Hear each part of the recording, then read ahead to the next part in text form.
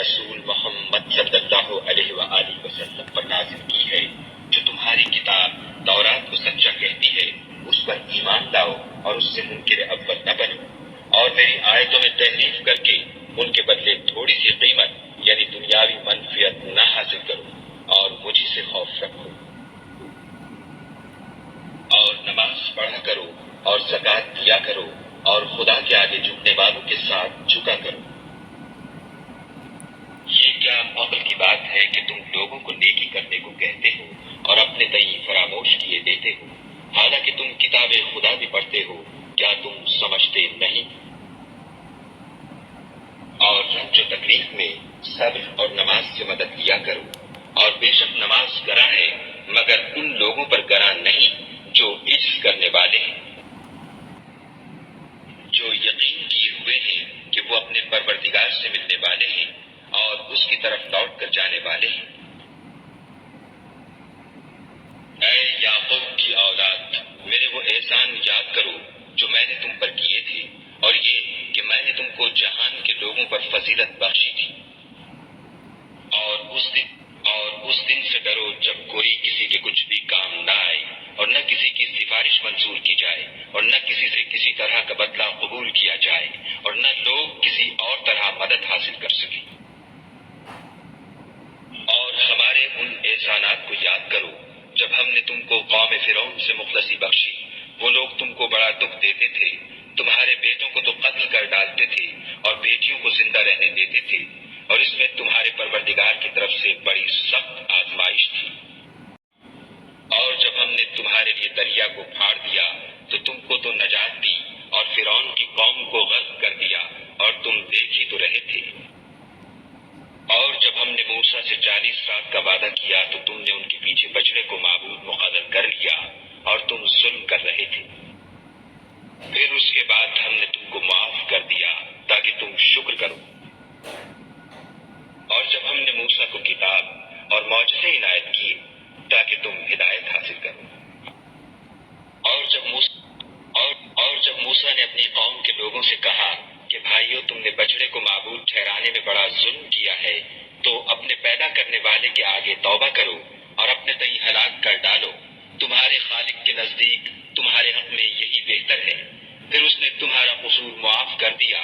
وہ بے شک معاف کرنے والا اور صاحب رحم ہے۔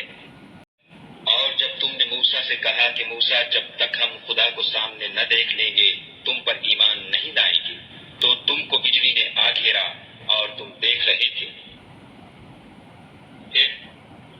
پھر موت آ جانے کے بعد ہم نے تم کو از سر نو زندہ کر دیا تاکہ احسان مانو،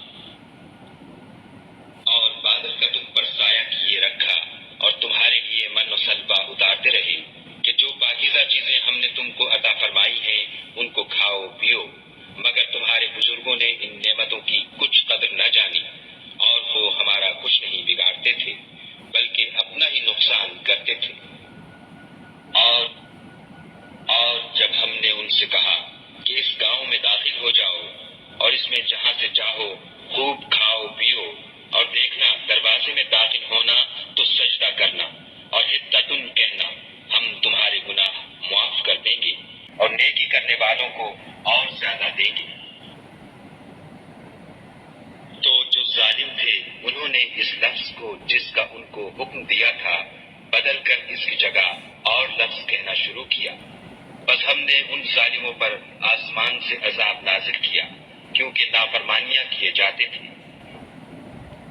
اور جب موسیٰ نے اپنی قوم کے لیے خدا سے پانی مانگا تو ہم نے کہا کہ اپنی لاٹھی پتھر پر مارو، انہوں نے لاٹھی ماری تو پھر اس میں سے 12 چشمے پھوٹ نکلے، اور تمام لوگوں نے اپنا اپنا گھاٹ معلوم کر کے پانی پی لیا۔ ہم نے حکم دیا کہ خدا کی عطا فرمائی ہوئی روزی کھاؤ اور پیو، مگر زمین میں فساد نہ کرتے پھرنا۔ اور جب تم نے کہا کہ موسیٰ، ہم سے ایک ہی کھانے پر صبر نہیں ہو سکتا، تو اپنے پروردگار سے دعا کیجیے کہ ترکاری اور ککڑی اور گیہوں اور مسور اور پیاز وغیرہ جو نباتات زمین سے اگتی ہیں ہمارے لیے پیدا کر دے۔ انہوں نے کہا کہ بھلا عمدہ چیزیں چھوڑ کر ان کے بدلے ناقص چیزیں کیوں چاہتے ہیں؟ اگر یہی چیزیں مطلوب ہیں تو کسی شہر میں جاؤ تو وہاں جو مانگتے ہو مل جائے گا، اور آخر کار ذلت و رسوائی اور محتاجی و بے نوائی ان سے چمٹا دی گئی اور وہ خدا کے غضب میں گرفتار ہو گئے۔ یہ اس لیے کہ وہ خدا کی آیتوں سے انکار کرتے تھے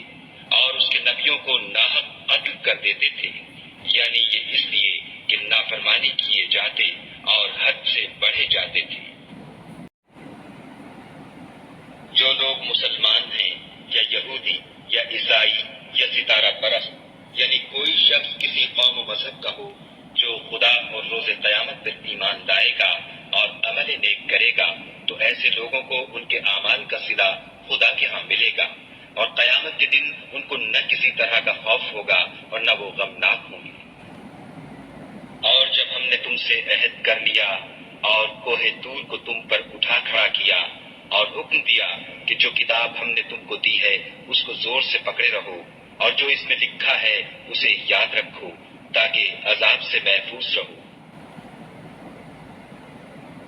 تو تم اس کے بعد عہد سے پھر گئے، اور اگر تم پر خدا کا فضل اور اس کی مہربانی نہ ہوتی تو تم خسارے میں پڑ گئے ہوتے۔ اور تم ان لوگوں کو خوب جانتے ہو جو تم میں سے ہفتے کے دن مچھلی کا شکار کرنے میں حد سے تجاوز کر گئے تھے، تو ہم نے ان سے کہا کہ ذلیل و خوار بندر ہو جاؤ۔ اور اس قصے کو اس وقت کے لوگوں کے لیے اور جو ان کے بعد آنے والے تھے عبرت اور پرہیزگاروں کے لیے نصیحت بنا دیا۔